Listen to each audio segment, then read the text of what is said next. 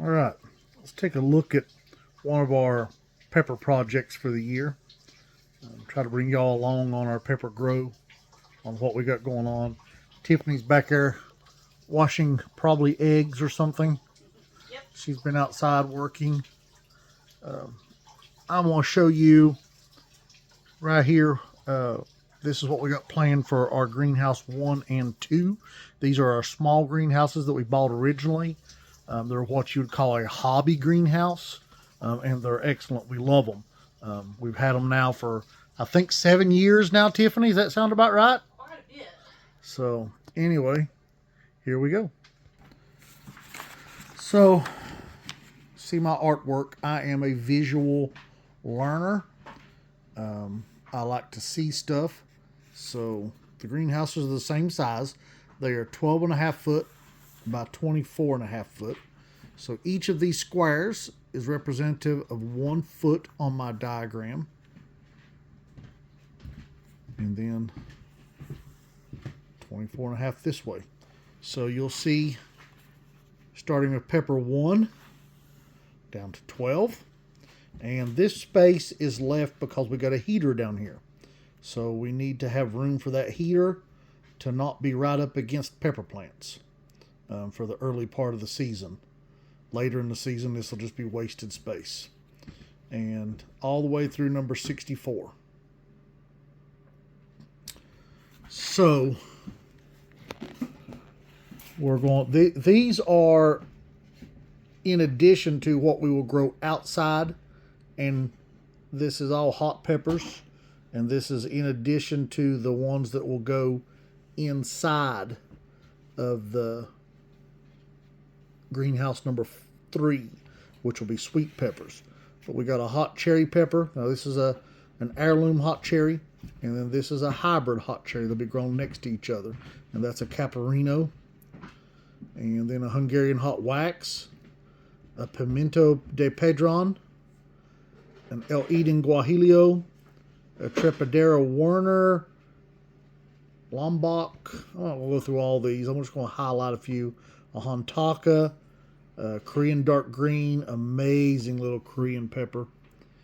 Thai red chili, Fushimi, Red Rocket cayenne, Carolina cayenne. That's a really hot cayenne. Red Flame cayenne, Charleston hot, another hot cayenne as you might guess. Ring of Fire, Long Red cayenne, Buena Mulata, one of our favorites. Purple cayenne, multicolored as it ripens. Purple cayennes. Highlander, that is a hybrid Anaheim. Amazing, we love it. Craig's Grande jalapeno. Black Hungarian, that's a jalapeno type. Brown jalapenos, early jalapenos, Haloro jalapenos, New Mex Panada, Mariachi jalapeno, New Mex Jalamundo, Notapino, Chimeo, Santo Domingo Serrano. Now that's a hybrid also. And then a heirloom, Serrano Tapequino, and New Mex Loda Lutine, I guess. Chimeo, Pasilla, Beaver Dam, Georgia Flame, good peppers. Ancho Poblano, and then a hybrid Poblano or a Bastons. Ahi Habaneros, man, that is an abundant producing pepper. They are just unbelievable. And then we got Ahi Charpitas. Got Ahi Mango Stumpy and Long. Sugar Rush Cream, Sugar Rush Stripies, Sugar Rush Red, and Sugar Rush Peach. The cream is probably my least favorite, but still a popular pepper with a lot of people. We got Lemon Drops, Red Brazilian Starfish, Mad Hatter, Ahi Crystals, great pepper, Ahi Golds, Ahi Peruvians, Ahi Dulce, and then we move into our super hots. Our super hots, we got Chocolate Moruga Scorpion, Thor's Hammer Peach, Chocolate Bootless CS, Now, I intentionally separated those two chocolates with a non-chocolate to help with picking, because this will be kind of a close quarters in here. We're only putting these plants 2 feet apart in rows, and they are 2.5 feet between rows. So it's going to be tight picking. Nagla Beast, Yellow Trinidad Scorpion. Been growing that one probably the longest of about any of the peppers that I've been growing. That and a Red Ghost Pepper and Apocalypse Scorpion were my first 3 super hots I ever grew. Bismarck, Big Black Mama, Bootless Scorpion, Chocolate Trinidad Scorpion, another great pepper. Butch T Scorpion, former world record holder, as a matter of fact. Marugla, a white Maruga Scorpion, love that pepper. 7-pot Evergreen, 7-pot Brain Strain, 7-pot Bubblegum, 7-pot Pink, 7-pot Peach, and 7-pot Primo Yellow. Grow some Carolina Reapers. An orange Carolina Reaper, a mustard Carolina Reaper, white Ghost, yellow Ghost, red Ghost, orange cream Ghost, technically Boot Jalokia, but we're calling them Ghost for shortness on the paper. Apocalypse Scorpion, Dragon's Breath. And this one is actually the only non-isolated variety in here. I didn't have Dragon Breath isolated, so I'm going to grow out the ones I had and see what I get. Gator Jigsaw, Orange Naga Viper, Purple Death, Boot Orange Copenhagen. Now guys, we really like our peppers. Orange Habaneros. These are going to be some habaneros coming up. Puma, Fogon. I really like the Fogon. Good producing pepper. Congo Yellow Trinidad, Paper Lanterns. That's a really good producer also. Maldivian Heart, Snow White Hab. Tons of small white habaneros. Red Savina, good producer. Giant White Hab, pretty good producer too. Details, obviously if you've grown details, massive amounts of peppers. Jay's Peach Ghost Scorpion, Jay's Red Ghost Scorpion, Jay's Yellow Ghost Scorpion, Orange Long-Tailed Scorpions, Caramel Maruga Scorpions, St. Augustine Scorpions, the Ilme Wartrix, Borgnine Red, Naga BBG 7 Red, Red Trinidad Scorpions, Yellow Jamaican Scotch Bonnets, Ilmo A Scotch Bonnets, and then just a red Scotch Bonnet, Hurtberry, Death Spirals, Red Skunks, and Chocolate Skunks, Red Jigsaw, Purple Bubblegum, Naga Brain, Fatales, and then a cross that we've got. And it's a Boot Nide cross, and then this is the next generation of that. So we're moving into a F2 generation of that pepper. So we've had some interesting crosses come out of that. Kind of cool. So that's what we got going. And I'm getting ready to start seeds for these. The super hots anyway. So that'll be, I got it separated into 2 greenhouses. The mild peppers and hot peppers are going in greenhouse 1.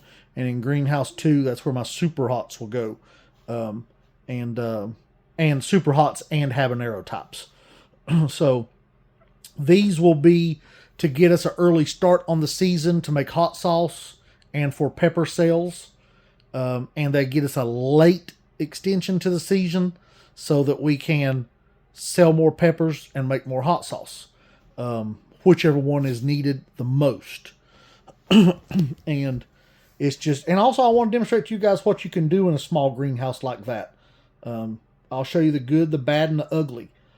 I've grown peppers way tighter than this in the field at a much higher density. But in the greenhouse, this will be as close as I've ever had them. So we're hoping this works out well. I do know that some of these ahi varieties get to be very massive plants. And that being said, they'll take up a lot of space. And it may hurt the variety that's next to it. If you had like a little cayenne next to one of these ahi, like Sugar Rush Peaches or something, it would dwarf it. But we're going to grow it and see how this works. I've had that problem before to get a Sugar Rush peach next to, get it next to a cayenne or something like that, and then find that pepper plant that's slower growing ends up getting very little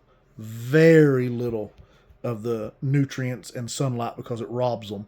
But that being said, I have grown pepper plants outside as close as on a 1 foot grid, triple rolls, 1 foot grid, and I've got some videos on that. It works well. You know, for pepper jungle. Makes harvesting a little unique. I prefer to lay down when I harvest. We usually plant on a weed fabric, and so I lay down when I harvest, and it makes things a lot easier when you do it. These will probably be planted, I ain't sure, probably on a weed fabric. I haven't made 100% mind up on what I'm going to do inside the greenhouse, but I may do them on a weed fabric also. And if I do, that'll make harvesting easier because you don't get filthy. You can lay down on that weed fabric and crawl up between the plants. I usually just scoot. My knees are not as good as they used to be, or my back, so staying bent over or hunched over for long periods of time is rougher on me. So you do what you got to do to make it work. So this is phase one. And if you're not interested in these videos, guys, if you prefer our other videos, just shove these aside. But some people like to know what we're doing and how we're doing it. I get these questions all year long, whether in person or online, of how do you grow so many peppers in such a small place? Because we only got 6.3 acres, and over half of that is taken up in fruit trees and in the barn and the house, and we got a metal pole barn building and greenhouses. So we got a lot of property tied up. So we get creative, and this is one of the ways. So we're trying to squeeze more peppers out of less space. So by extending that season, I should be able to acquire a few more bushels of peppers out of these greenhouses that I wouldn't have got. And our hot sauce is getting so popular that locally, and we're thankful for that, that we need more peppers in order to be able to supply our customers with that like the peppers and the ones that like the hot sauce. This year we had to cut hot sauce a little bit short and had to cut our fresh peppers a little bit short because the season wasn't as good, and we ended up not getting as many peppers because of all the massive flooding and raining. So we had tons of rain for months, and y'all know that that's not good. And then we had the Canadian wildfires. We had no sunlight but one day for 3 weeks. It was all smoke cover. So that hurt our growing. The flooding hurt our growing, and the excess rain hurt our growing. So this will help us to be a little more assured of at least this many peppers are going to grow. So, you know, this gives us the ability to sell fresh peppers, and at worst case scenario, just make our hot sauce. I don't know the number, but we're probably selling, we're not big. We're not big, but we're probably up to selling thousands of bottles of hot sauce a year. And that is a good thing for us. We love it. We enjoy it. It's wonderful. And if y'all got any questions or comments, comment below. If you got a greenhouse you're growing peppers in, show me some pictures. Would love to see it. Show it below to us. Ask questions. We'll talk to you. Be sure to like and subscribe and come back for more. Thank you.